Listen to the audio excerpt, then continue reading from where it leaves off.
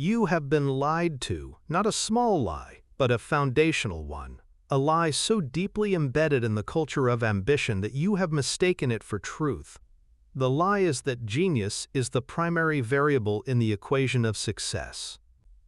You've been conditioned to worship at the altar of the high IQ, to believe that the sharpest mind, the most complex strategy, the most brilliant insight is what separates the titans from the merely successful. This is the most dangerous myth in the worlds of business and finance. It is a psychological prison, a cognitive trap, engineered to make you focus on the wrong variable entirely, leaving you catastrophically vulnerable to the one force that truly governs the accumulation of power and generational wealth. Warren Buffett's $100 billion fortune is not a monument to his intellect. To believe so is to misread the entire story. His empire, the sprawling, invincible fortress known as Berkshire Hathaway, is a monument to something far more rare, far more powerful, and far more difficult to build. It is a monument to trust. Absolute, unshakable, institutionalized trust. And that trust, the most valuable and potent asset in the known universe, was not an accidental byproduct of his success, it was the primary product. It was the entire point. It was architected, engineered, and defended with a ruthless discipline, all governed by a single, devastatingly simple mental model. A cognitive operating system so powerful that it has allowed him to remain rational when the world goes insane, to attract capital when others are begging for it, and to build a fortress of reputation so formidable that it has become its own form of ultimate business power. This is not a video about ethics. This is a documentary about the mechanics of power. We are about to deconstruct that hidden system. The world knows it by a folksy name, the newspaper test, but you are about to understand it for what it truly is. The master blueprint for an indestructible reputation, and the ultimate weapon for achieving a level of influence and wealth that genius alone can never touch. Prepare to uninstall the cult of the IQ and install the operating system for permanent power. The journey begins now. Before we can understand the architecture of Buffett's reputational fortress, we must first appreciate the landscape of ruin it was designed to prevent. The history of business is a graveyard of geniuses. It is littered with the wreckage of companies run by men with stratospheric IQs, PhDs from the world's finest institutions, and a capacity for complex thought that would leave the average person breathless. Their brilliance was a fact. Their failure is a fact. The cognitive dissonance between these two facts is where our deconstruction begins. Consider long-term capital management. The year is 1998. In a gilded office in Greenwich, Connecticut, a collection of minds so brilliant they were referred to as the Dream Team was overseeing a hedge fund that had, for a time, rewritten the rules of finance. The team included Myron Scholes and Robert C. Merton, who had just won the Nobel Prize in Economics for their work on options pricing. It included John Meriwether, the legendary head of bond trading at Salomon Brothers.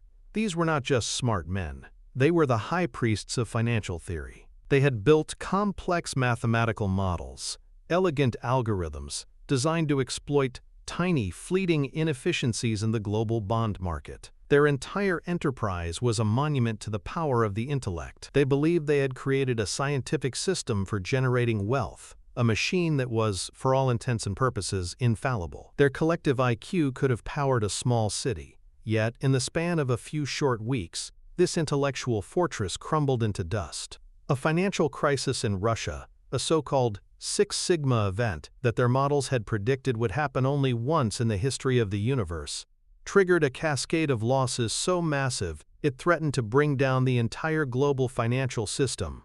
The geniuses at LTCM, the Nobel laureates, the legends of Wall Street, were wiped out. They had to be bailed out by a consortium of their rivals, a humiliation of unimaginable proportions. What went wrong? It wasn't a failure of intellect. Their models were mathematically sound, within their given assumptions. The failure was one of imagination, of humility, of temperament. Their genius created a bubble of intellectual arrogance so thick they couldn't see the simple, brutal reality that the real world is messy, unpredictable, and has a nasty habit of making a mockery of elegant equations. They had built a system that was intellectually brilliant, but foundationally fragile. They had no margin for error, no psychological defense against the unthinkable. Their genius made them blind. Now, let's fast forward. Consider the gleaming towers of Enron in the early 2000s. Here was a company lauded as the future of business. Fortune magazine named it America's most innovative company for 6 consecutive years. Its executives, Jeffrey Skilling and Andrew Fastow, were hailed as visionaries. They were pioneers of complex, asset-light business models. They spoke a language of special-purpose entities, mark-to-market accounting, and synergistic optionality that dazzled analysts and investors. They were, by all accounts, exceptionally intelligent. They built a multi-billion-dollar empire on a foundation of pure, unadulterated complexity.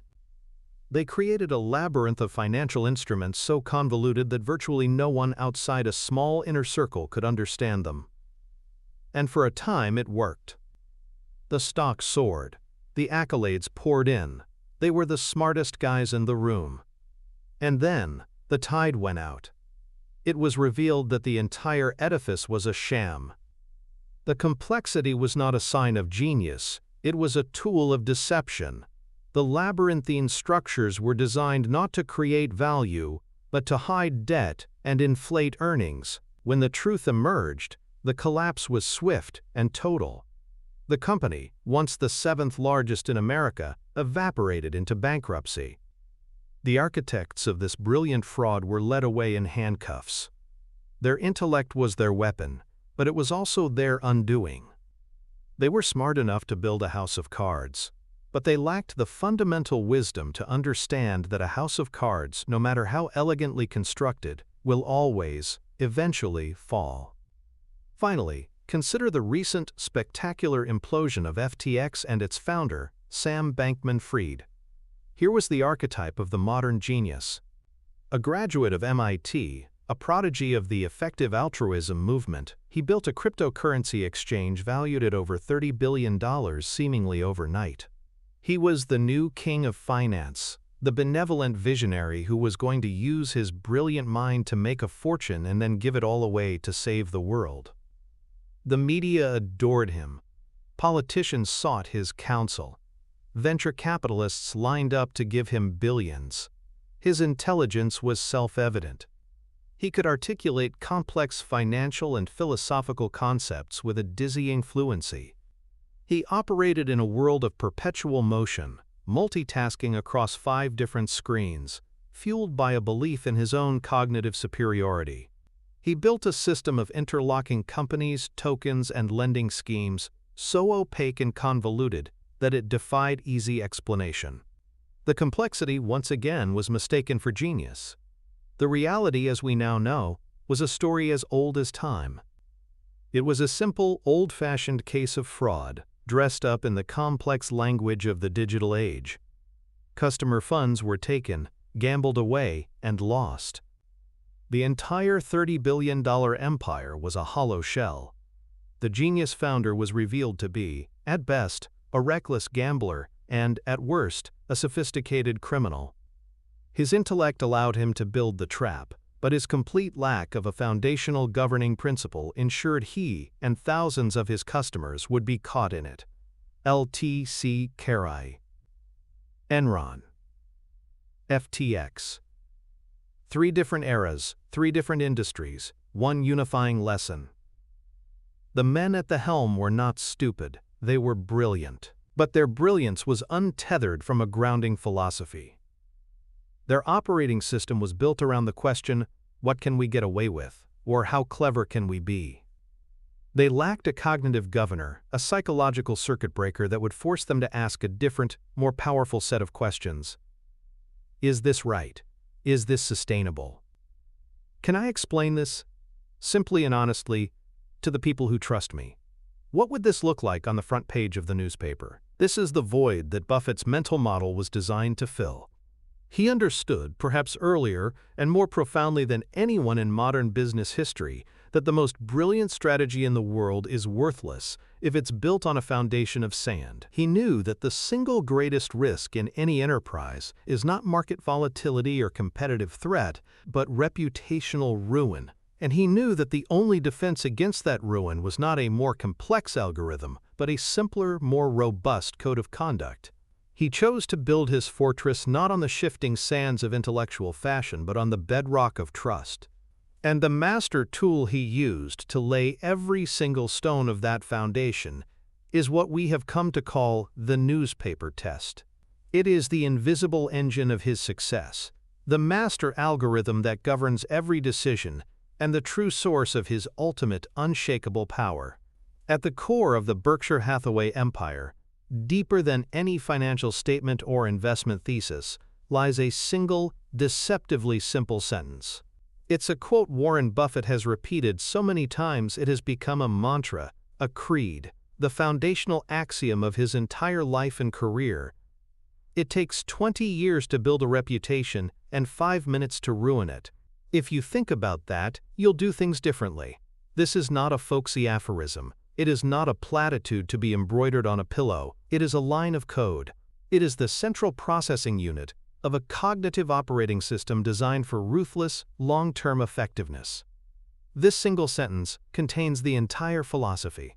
The first part, it takes 20 years to build a reputation, is an acknowledgement of the immense, front-loaded cost of building trust.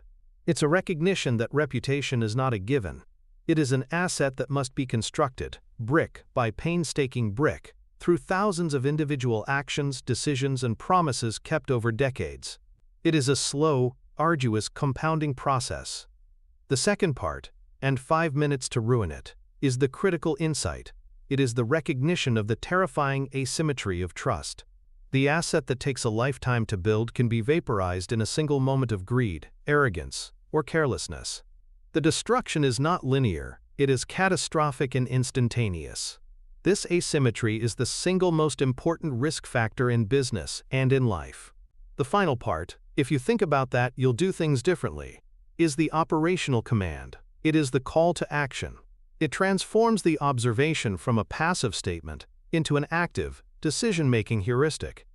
It is an instruction to run every potential action through the filter of this brutal asymmetry. This sentence is the philosophical underpinning. The newspaper test is its practical application. The test itself is a simple, powerful act of cognitive simulation. Before making any significant decision, Buffett mentally projects himself into the future. He imagines that a full account of his chosen action, with all its details and motivations laid bare, has been written up by a critical but fair reporter and published on the front page of his local newspaper, the Omaha World-Herald. He further imagines that this story will be read by his family, his friends, his neighbors, and his business partners, the people whose respect he values most. He then asks himself a simple question: would I be comfortable with this? If the answer is anything less than an immediate, unhesitating yes, the action is rejected. Period. The analysis stops. No further calculation of potential profit or strategic advantage is considered. The test is a binary kill switch. It is absolute. It is non-negotiable. It is critical to understand what this test is not. It is not a public relations strategy. It is not about managing perceptions or spinning a narrative. In fact, it is the exact opposite. It is an anti-PR strategy. It assumes the worst-case scenario, that the unvarnished, unsanitized truth will come out. It is a pre-mortem for your integrity. It's also not primarily a tool for ethical guidance in the classic philosophical sense. While its outcomes are almost always aligned with ethical behavior, its core function, in the Buffett operating system, is not to make him a good person. Its core function is to make him an effective person. It is a tool for survival and long-term dominance. It is a mechanism for navigating a world filled with hidden traps and catastrophic risks, and emerging not just unscathed, but stronger.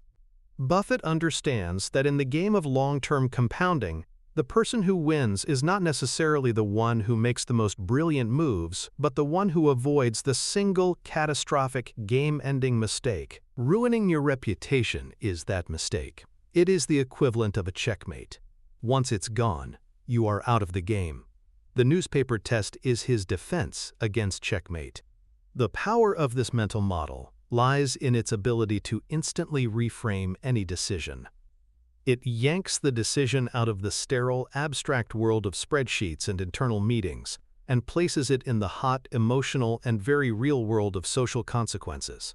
A complex financial maneuver that seems clever and defensible inside a boardroom can look like outright theft when described in the simple, clear language of a newspaper article. A minor ethical compromise made to close a deal can seem like a profound betrayal of trust when you imagine explaining it to your children. The test is a dose of forced reality. It cuts through the fog of rationalization, self-interest, and corporate jargon that so often clouds the judgment of even the most intelligent people. It is a simplicity engine. If you cannot describe your actions in a way that would make the people you respect proud, you are probably doing something wrong. This operating system was not born in a vacuum. It was forged in the crucible of experience, most notably during the Salomon Brothers crisis in 1991. At the time, Berkshire Hathaway was a major shareholder in the powerful Wall Street investment bank. It was discovered that a rogue trader had been submitting false bids at U.S. Treasury auctions, a massive violation of federal law. The scandal exploded, threatening the very existence of the firm. The company was on the verge of being indicted, which would have been a death sentence. The government was about to shut them down. In this moment of extreme crisis, Buffett did not act like a typical investor. He did not cut and run. He did not issue a press release and hope for the best. He flew to New York, took over as interim chairman, and staked his entire personal reputation, the asset he had spent over 40 years building, on saving the firm. His first act was to go before Congress and testify. He did not hedge, he did not equivocate, he did not blame others. He began his testimony with a sentence that is now a masterclass in crisis management. Lose money for the firm, and I will be understanding. Lose a shred of reputation for the firm, and I will be ruthless. In that single sentence, he reset the entire culture of the organization. He made it clear that integrity was not a line item, it was the only item. Throughout the crisis, his every action was governed by a single principle: radical transparency. He told his employees, "When you're making a decision, assume it will be on the front page of the paper tomorrow, written by a smart but not too friendly reporter." He was, in real time, under the most intense pressure imaginable, deploying the very mental model he had been practicing for decades. He didn't have to invent a crisis plan. He just had to execute his lifelong operating system. He fired the guilty parties. He cooperated fully with investigators. He waived attorney-client privilege. He chose, at every turn, to take the short-term pain, admitting fault, exposing problems, accepting financial losses, in order to preserve the long-term viability and reputation of the firm. He passed the newspaper test with flying colors, not in a hypothetical thought experiment, but on the actual front page of every newspaper in the world. The result? Salomon Brothers survived. The government backed down, largely because they trusted Buffett personally. He had saved the firm, and in doing so he had demonstrated the immense, tangible power of a lifetime of integrity. His reputation was not a soft asset. It was hard currency, the only currency that mattered in that moment. That crisis was the ultimate validation of his system. It proved that the newspaper test was not just a tool for avoiding trouble, but a weapon for navigating it. It is the master key that unlocks the trust of employees, regulators, shareholders, and the public. And with that trust comes the ultimate business power, the power to endure, the power to attract opportunity, and the power to compound not just capital but goodwill for a lifetime. To truly grasp the power of the newspaper test, we must dissect its psychological machinery. It is not magic. It is a precisely engineered cognitive device that systematically targets and neutralizes the most common and destructive flaws in human decision-making. It operates on three distinct levels, three pillars that form the architecture of Buffett's reputational fortress. The first and most crucial of these is what we will call the externalization engine. It is a mechanism designed to wage war on the most formidable and insidious opponent any decision-maker will ever face: their own ego. The human brain is not a computer. It is not a dispassionate processor of facts. It is a master of self-deception, a biological machine hardwired to protect its own sense of self-worth and consistency. We are all, at our core, brilliant lawyers, capable of constructing elaborate, logical-sounding arguments for even our most foolish or self-serving desires. This internal lawyer is fueled by a host of cognitive biases that operate below the level of our conscious awareness. There is the self-serving bias, our tendency to attribute successes to our own skill and failures to external circumstances. There is the confirmation bias, our instinct to seek out and favor information that confirms our existing beliefs while ignoring evidence to the contrary. And there is the rationalization hamster, the little voice in our head that constantly spins stories to justify our actions, no matter how questionable. These biases create a powerful, self-reinforcing feedback loop. They build a cognitive bubble around us, a distorted reality, where our motivations are always pure, our judgments are always sound, and our actions are always defensible. This is the CEO disease, the state of insulated thinking that has led to the downfall of countless leaders. Inside this bubble, a bad decision can be made to feel good. Cutting corners becomes being efficient. Deceiving a customer becomes strategic marketing. Exploiting a loophole becomes clever financial engineering. The internal lawyer is always on call, ready to provide a plausible-sounding justification. The newspaper test is a bomb dropped into the center of this bubble. It is a tool of forced externalization. It rips the decision out of the comfortable, private confines of your own mind and places it onto a public stage, under the harsh glare of external scrutiny. The key is the imagined critical but fair reporter. This is not a friendly voice. This is not your internal lawyer. This is an objective, dispassionate third party who does not care about your feelings or your self-image. Their only job is to state the facts, clearly and simply. This act of cognitive simulation forces a profound psychological shift. It compels you to temporarily abandon your own first-person perspective and adopt the third-person perspective of an outsider. You are forced to see yourself as others would see you. In that moment, the self-serving biases collapse. The rationalizations evaporate. The clever-sounding jargon is exposed for the obfuscation that it is. You are left with the brutal, simple reality of your actions. The psychological mechanism at play here is related to what is known as self-distancing. Studies in psychology have shown that when people reflect on a difficult situation from a distanced, third-person perspective, using their own name instead of I, they exhibit greater wisdom, emotional regulation, and problem-solving ability. They are less emotionally reactive and more intellectually humble. The newspaper test is a practical, high-stakes application of this principle. It is a structured technique for achieving cognitive distance from your own ego-driven impulses. Consider a manager tempted to take credit for a subordinate's work. Internally, the rationalization might be, "I guided the project, so I deserve the credit. It's for the good of the department if I look strong." The internal lawyer makes a compelling case. Now, apply the newspaper test. The headline reads, "Manager takes credit for junior employee's breakthrough idea." The story details the facts. Suddenly, the action is not seen as strategic leadership. It is seen for what it is: theft. The simulated shame, the imagined loss of respect from colleagues and family, acts as a powerful, visceral deterrent. The short-term benefit of claiming credit is overwhelmingly negated by the imagined long-term pain of being exposed as a fraud. This externalization engine is Buffett's defense against what he calls the institutional imperative, the tendency for organizations to mindlessly imitate their peers, to resist any change that threatens the status quo, and to engage in activity for activity's sake. The institutional imperative is a collective form of the cognitive bubble. An entire organization can convince itself that a foolish or unethical practice is just how things are done. The newspaper test shatters this collective delusion.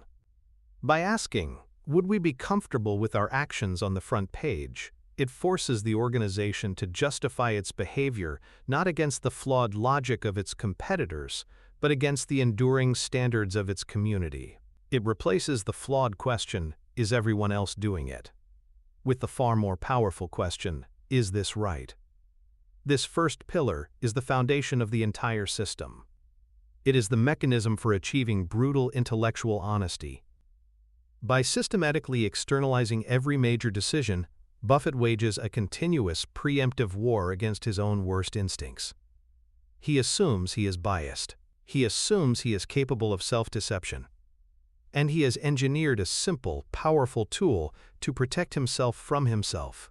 It is the ultimate act of intellectual humility, and it is the first and most critical step toward building a reputation that is not just perceived as strong, but is, in its very essence, indestructible.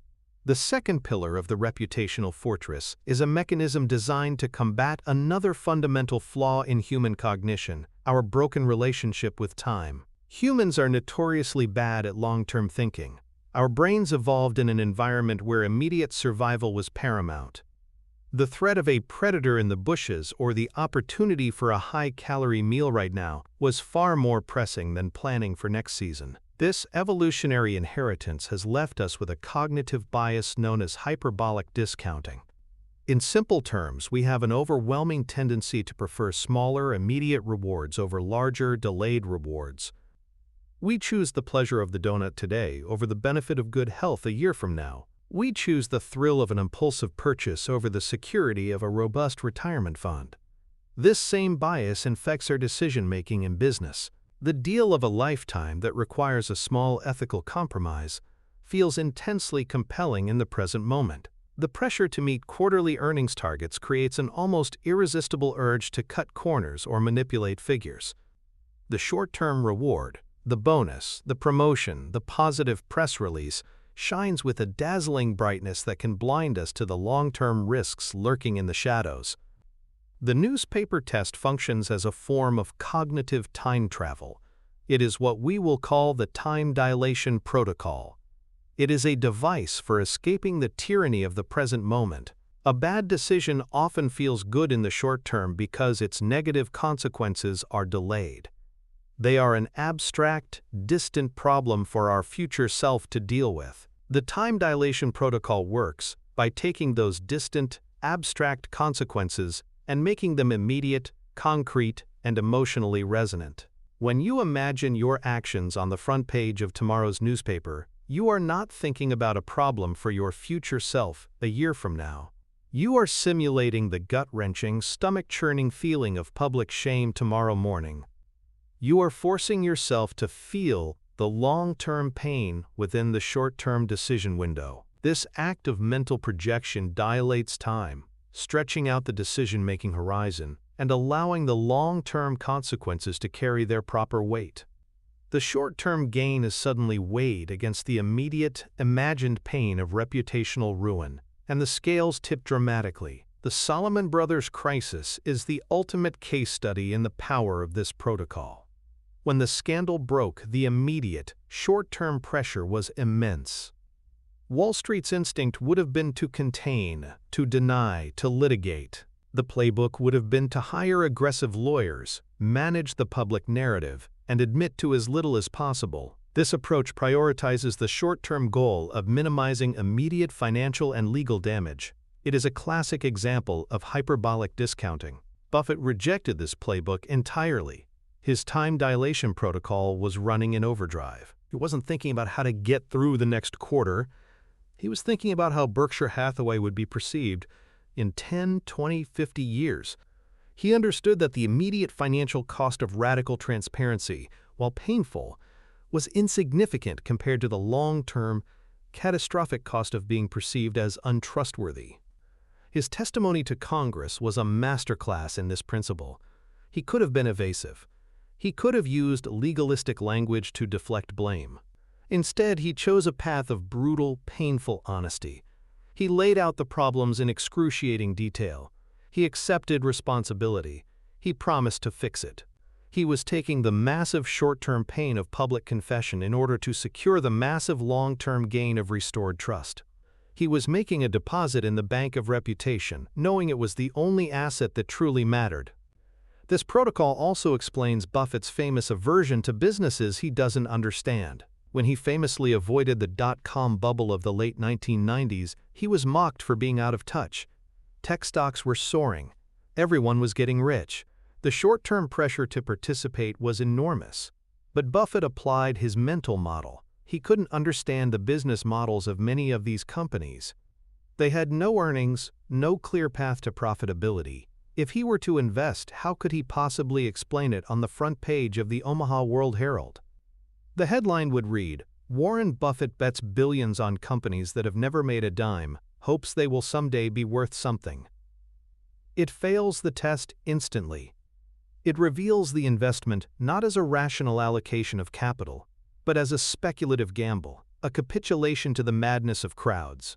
By applying the time dilation protocol, he was able to see the situation with a clarity that was unavailable to those trapped in the short-term euphoria of the bubble. He wasn't thinking about the immediate gains he was missing. He was thinking about the potential for permanent capital loss and reputational damage when the inevitable crash came. He chose to look foolish in the short term to ensure his survival and prosperity in the long term. This is a system for weaponizing patience. It is a psychological tool that allows an individual or an organization to operate on a different temporal plane than their competitors. While the rest of the world is frantically chasing short-term metrics, a practitioner of the time dilation protocol can make decisions based on a multi-decade horizon. They can absorb short-term pain, ignore short-term temptations, and withstand short-term criticism, all in service of building something of enduring value.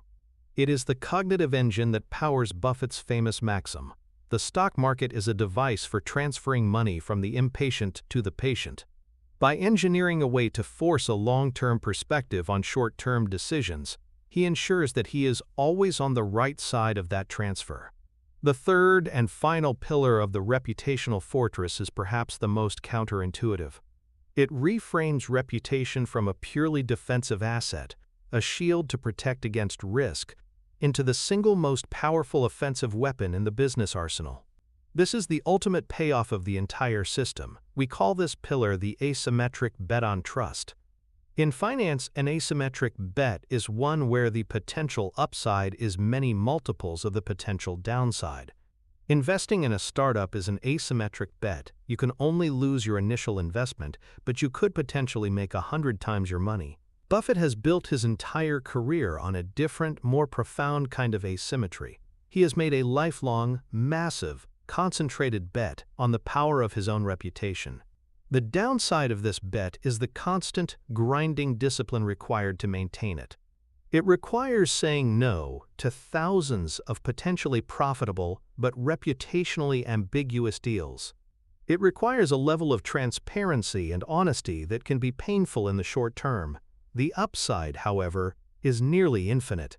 A perfect, unblemished reputation becomes a form of potential energy, building silently over decades. Then, in moments of crisis, chaos, and fear, when capital is scarce and trust is non-existent, that potential energy is converted into kinetic energy with explosive force. It grants its wielder a set of opportunities that are literally unavailable to anyone else on the planet. The financial crisis of 2008 was the ultimate proving ground for this theory. The global financial system was in a state of cardiac arrest. Trust had evaporated. Banks weren't lending to each other, let alone to anyone else. The entire edifice of modern capitalism was teetering on the brink of collapse. For most, this was a time of unprecedented terror. For Warren Buffett, it was the moment his 50-year asymmetric bet on trust paid off. Consider his deal with Goldman Sachs. The venerable investment bank was on the ropes. Its stock was plummeting. Rumors of its insolvency were rampant. They needed capital. But more than that, they needed a vote of confidence, a signal to the market that they were going to survive. They could not get this from the government without appearing weak. They could not get it from another bank, as they were all suspect. There was only one person in the world they could call: Warren Buffett. The terms of the deal were extraordinary. Buffett invested $5 billion in Goldman Sachs preferred stock that paid a staggering 10% annual dividend. He also received warrants to buy another $5 billion of common stock at a fixed price. These were terms that no one else could have secured. Why? Because Buffett wasn't just providing capital, he was providing his reputation. His investment was the, quote, all-clear signal the market was desperate to see. The moment the deal was announced, the panic surrounding Goldman Sachs subsided. The stock stabilized. Buffett's capital was the medicine, but his reputation was the cure. He wasn't just an investor, he was the lender of last resort for the entire system's credibility. The deal was a financial masterstroke. He made billions. But the profit was secondary. The real story was the power it revealed. His reputation had become a tangible, monetizable asset of almost unimaginable value. It gave him the power to act decisively and greedily when others were paralyzed by fear, because his starting point was one of total trust. The same story played out again in 2011 with Bank of America. The bank was struggling under the weight of bad mortgage-related assets. Its stock was being hammered. Buffett, after reading the news one morning, picked up the phone and called the CEO. He proposed a similar deal, a $5 billion investment in preferred stock, this time with a 6% dividend and warrants. The deal was struck in a matter of hours. Again, the effect was instantaneous. The announcement of Buffett's investment was a seal of approval that stopped the negative momentum dead in its tracks. It was another multi-billion-dollar windfall, generated not by a complex algorithm or a brilliant financial model, but by a simple phone call backed by 50 years of unwavering integrity. This is the ultimate business power that the title of this documentary promises. It is the power to command capital on your own terms. It is the power to have your calls taken by anyone, at any time. It is the power to be the one safe harbor in a storm. This power is not built by being the smartest person in the room. It is built by being the most trusted. This pillar reveals the true genius of the newspaper test. It is not just a tool for avoiding the 5-minute ruin. It is a tool for architecting the 20-year triumph. Every time Buffett applies the test and says no to a questionable deal, he is not just avoiding a risk, he is making a deposit. He is adding another brick to the fortress. He is adding another dollar to his reputational capital account. For decades, these deposits compound silently, unseen. But then, when the storm comes, he is able to make withdrawals of a magnitude that can reshape industries. This is the ultimate asymmetric bet. The discipline is the cost, but the payoff is the ability to write your own rules at the very moment when the rules matter most. By choosing to play a different game, the long game of trust, Buffett has created an advantage that is nearly impossible for anyone else to replicate. His competitors can copy his investment strategies, they can analyze his portfolio, but they cannot reverse engineer a 50-year reputation in a weekend. It is his ultimate, unassailable moat. Understanding the theory behind Buffett's reputational fortress is one thing. Building your own is another entirely. The power of this mental model lies not in its abstract elegance, but in its practical, daily application. It must be transformed from a concept into a habit, an ingrained cognitive reflex. This requires a deliberate process of installation, a conscious effort to wire this operating system into your own mind and the culture of your organization. This is not a one-time software update. It is a continuous practice. We have broken down the installation process into 4 distinct, actionable modules. This is the practical blueprint for forging your own reputational moat. Module 1 is the foundational step, calibrating your internal reporter. The newspaper test relies on the imagined perspective of a critical but fair reporter. But for many of us, that internal voice is either weak, biased, or non-existent. Our default narrator is our internal lawyer. the one who always defends our actions. The goal of this module is to fire that lawyer and hire an editor, a skeptical, dispassionate journalist who lives inside your head. The process begins with a deliberate act of personification. Give this internal reporter a name. It could be the name of a real journalist you respect for their integrity and toughness, or a fictional name that represents these qualities. Let's call ours Clark, a nod to the classic truth-seeking reporter archetype. The next step is to train Clark through a process of structured questioning. For any significant decision, you must pause and actively invoke this persona. Ask the questions Clark would ask. What are the unvarnished facts of this situation, stripped of all jargon and spin? What is the most uncharitable, yet still plausible interpretation of my motivations? Who benefits from this decision, and who might be harmed, even indirectly? If this decision were to fail spectacularly, what would be the stated cause in the post-mortem report? What information am I conveniently ignoring because it complicates my desired narrative? This process will feel unnatural and uncomfortable at first. It is an act of intellectual self-flagellation. But with repetition, it becomes a habit. The goal is to make Clark's voice as loud and automatic as the voice of your own ego. A powerful technique for accelerating this calibration is the red team exercise. Before making a final decision, assign a trusted colleague or advisor to play the role of the hostile investigative journalist.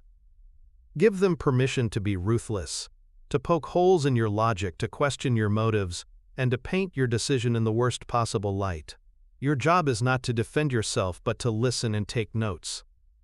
This exercise brutally exposes the weak points in your reasoning and forces you to confront the potential negative narratives before they become reality. By consistently practicing these techniques, you are building a new neural pathway. You are training your brain to automatically seek out disconfirming evidence and to view your own choices with a healthy, productive paranoia. Your internal reporter becomes a permanent, non-negotiable member of your decision-making team. Module 2 is about defining the battlefield, the circle of trust audit. The front page of the Omaha World Herald is Buffett's specific context. For the test to be effective for you, you must define your own front page and your own critical audience. This module is a framework for mapping the reputational landscape in which you operate. Begin by drawing a series of concentric circles. In the very center, write myself. This represents your own inner scorecard, your personal integrity. The newspaper test must first and foremost satisfy your own conscience. In the next circle, list the names of the people whose respect you could not bear to lose. This is your personal board of directors, your spouse, your children, your closest friends, your mentors. These are the people who know you best and whose judgment carries the most emotional weight. A decision that would make you ashamed to look them in the eye is an automatic failure of the test. The third circle represents your primary professional stakeholders. This includes your direct team, your co-founders, your employees, and your most valued clients or customers. These are the people whose trust is the lifeblood of your professional success. Ask yourself, how would this decision affect their morale, their loyalty, their willingness to go the extra mile for me? The fourth circle encompasses your broader stakeholders, your investors, your board of directors, your industry peers, your community. This is the realm of your public professional reputation. How would this action be perceived by the market, by your competitors, by the local newspaper? Once you have mapped these circles, you can use them as a multi-layered filter for any decision. A decision must pass through each circle, starting from the outside and moving in. A decision might seem acceptable to the broader market, Circle 4, but would be seen as a betrayal by your team, Circle 3. If so, it fails. A decision might be justifiable to your team but would disappoint your family, Circle 2. If so, it fails. The ultimate test is whether it aligns with your own sense of self, Circle 1. This audit transforms the vague concept of reputation into a concrete, personalized checklist.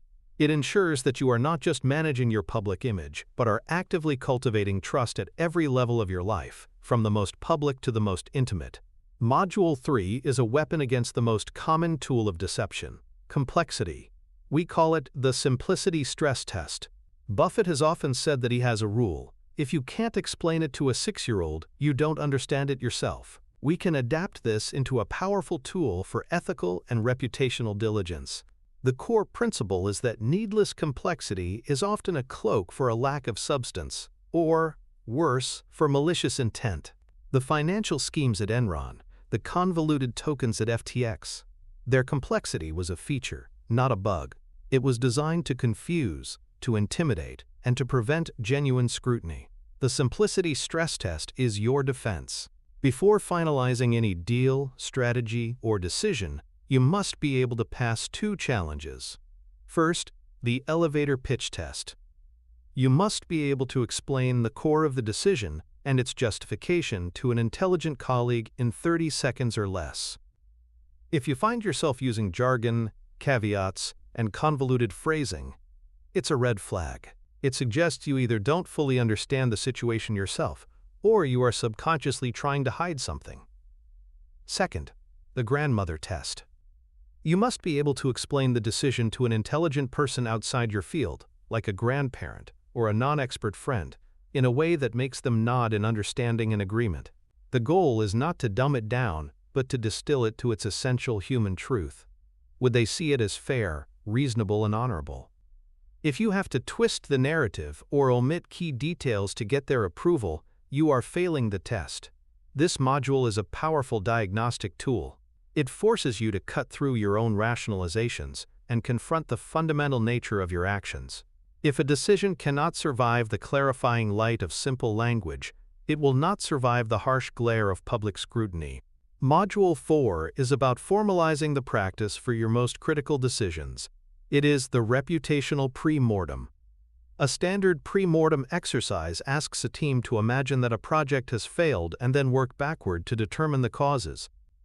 A reputational pre-mortem adapts this for the newspaper test. When faced with a high-stakes decision, assemble your team and present them with the following scenario.